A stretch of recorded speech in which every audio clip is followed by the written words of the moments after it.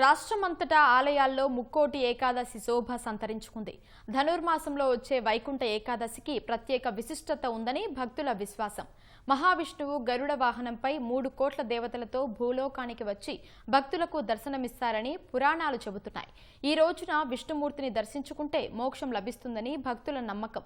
దీనిలో భాగంగా తెల్లవారుజాము నుంచే శ్రీ మహావిష్ణువు దర్శనాలకు భక్తులు బారులు తీరారు.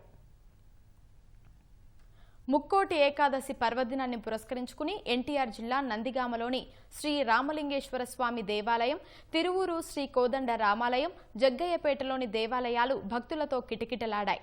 పెనుగంచిప్రోలులోని శ్రీ తిరుపతమ్మ అమ్మవారి దేవాలయంలో ఉత్తర ద్వార దర్శనానికి జనం పోటెత్తారు. భక్తి శ్రద్ధలతో పూజలు చేశారు. విజయవాడ లబ్బిపేటలో వెంకటేశ్వర స్వామి ఆలయంలో స్వామివారికి ప్రత్యేక పూజలు నిర్వహించిన అనంతరం వైకుంఠ ద్వారాలను తెరిచి దర్శనానికి అనుమతించారు.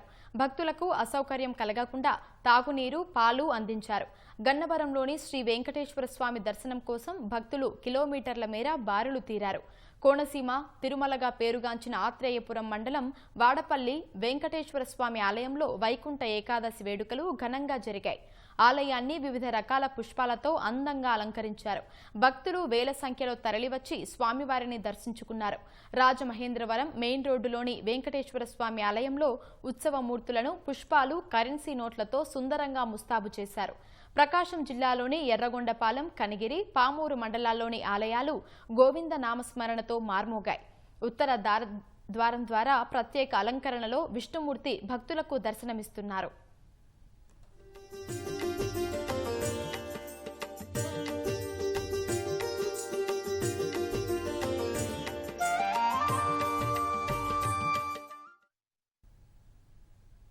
వైకుంఠ ఏకాదశి సందర్భంగా కడప జిల్లాలోని ఆలయాలు భక్తులతో రద్దీగా మారాయి. తిరుమల తొలి గడప, దేవుని కడప శ్రీ వెంకటేశ్వర స్వామి ఆలయం, ఒంటిమిట్ట శ్రీ కోదండరామయ్య స్వామి ఆలయాలకు తెల్లవారుజామున 2 గంటల నుంచే భక్తులు పోటెత్తారు. ఉత్తర ద్వార దర్శనం ద్వారా స్వామివారిని దర్శించుకుని పునీతులయ్యారు. భక్తులకు ఇబ్బందులు కలగకుండా నిర్వాహకులు ఏర్పాట్లు చేశారు. జమ్మలమడుగులోని శ్రీ నారాపుర వెంకటేశ్వర స్వామి దేవాలయంలో భక్తుల సందడి నెలకొంది. ఆలయ పూజారులు వైకుంఠ ఏకాదశి విశిష్టతను భక్తులకు తెలియజేశారు.